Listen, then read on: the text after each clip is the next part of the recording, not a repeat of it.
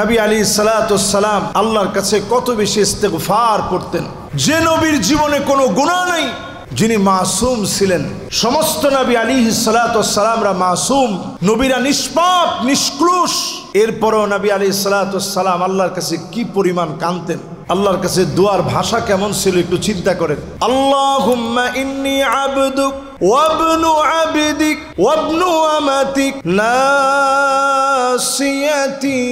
বিয়াদিক মাদিন ফিয়া হুকমুক আদলুন ফিয়া কদাউক আসআলুকা বিকুল্লি ইসমিন হুয়া লাক سميت به نفسك أو أنزلته في كتابك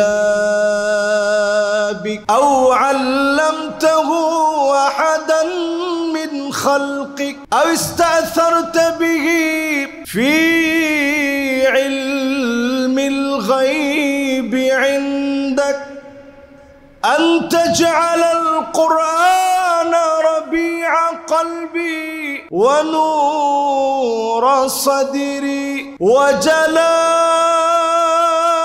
حزني وذهاب همي।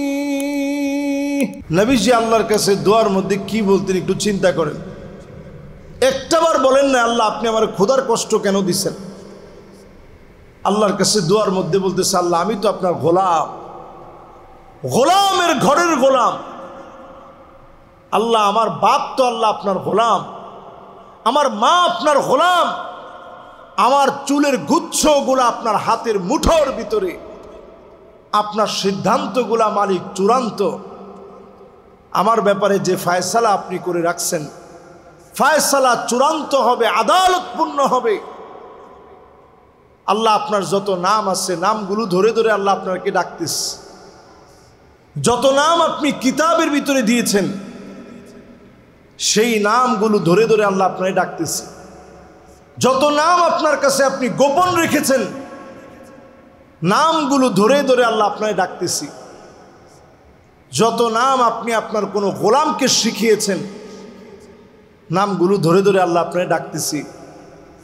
আল্লাহ আপনার কাছে আমি চাই আন তাজআলাল কুরআন রাবিআ কলবি, আল্লাহ কোরআনকে আপনি আমার হৃদয়ের বসন্ত বানায় দেন। আল্লাহু আকবার। এতগুলো বিষয় বলে নবীজি আল্লাহর কাছে চান কোরআনকে আমার হৃদয়ের বসন্ত বানায় দেন। নূর সাদরি, আমার বক্ষকে আল্লাহ আপনি আলোকিত করে দেন। জালাআ হুজনি, আমার পেরেশানি আল্লাহ আপনি দূর করে দেন। যাহাবা হাম্মি, আল্লাহ আমার দুশ্চিন্তাকে আল্লাহ আমার কাছ থেকে উঠায় নেন। নবীজি এই দোয়া আল্লাহর কাছে করতেন।